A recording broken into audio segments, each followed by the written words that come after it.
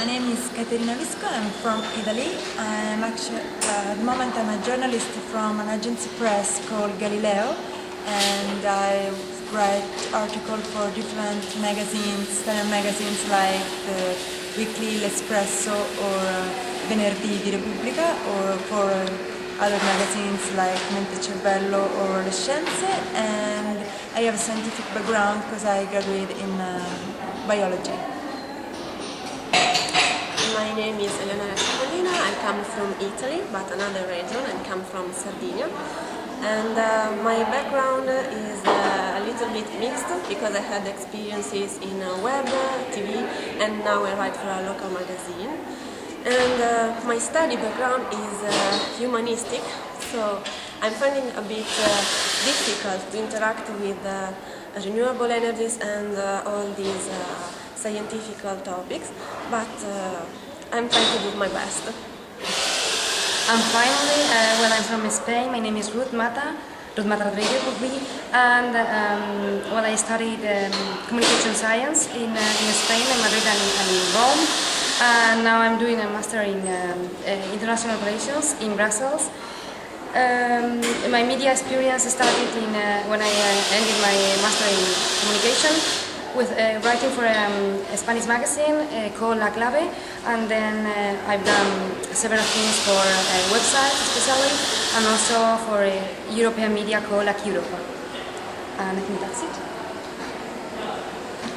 Yes, and during our workshop in renewable energies, we have attended a lot of seminars, but I think that what had impressed me the most is the ex-post building, because it's really an example, practical example of how you can refurnish the building that already exists and bring it to have such a low consumption of energy. So 1 liter of gas of petroleum per square meter is really low, and so it shows you that it's possible to have such low consumption of energy and energy saving, and so why not implement all these technologies in many other buildings, so we can manage the oil reserves and other renewable energy to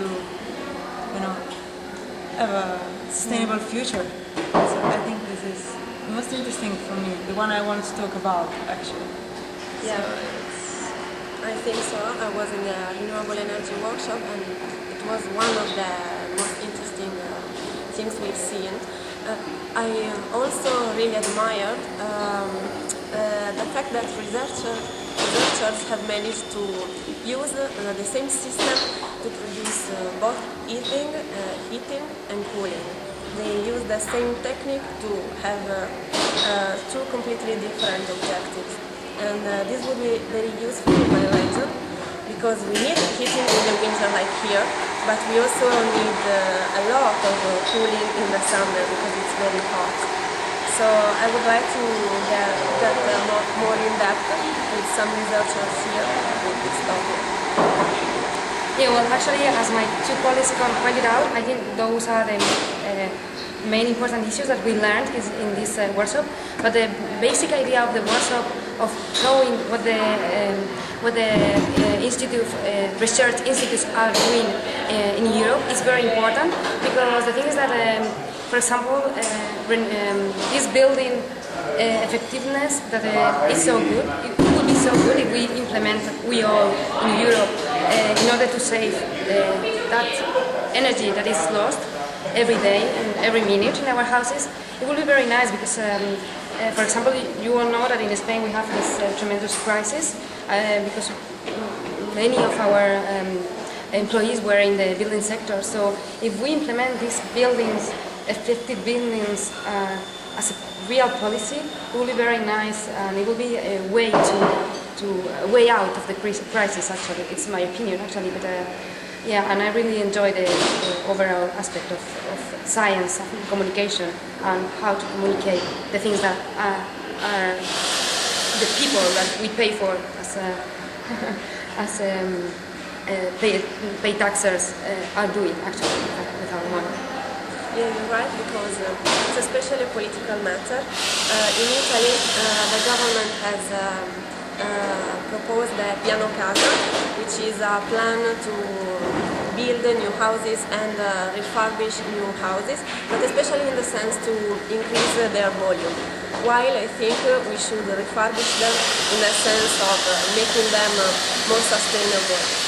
And also because in Italy we can use a lot of different kind of renewable energy. This means that you can implement different solutions. It depends on your region, and so that solutions are not only standardized, because energy saving it's the same always, but it means that media enterprises can start to develop their business in different sectors, so they can have more competitiveness and start on new businesses and new markets at the same time. So you can have an economic return or as well as an ecological return. So it can be really an instrument to work out these crises, and it can be useful. And actually, to end, our main goal as a journalist will be to convey those instruments that we learn in this workshop, very complex workshop, very workshop that work in depth in all these issues, and convey them to the European audience, which is, I think, is a nice point.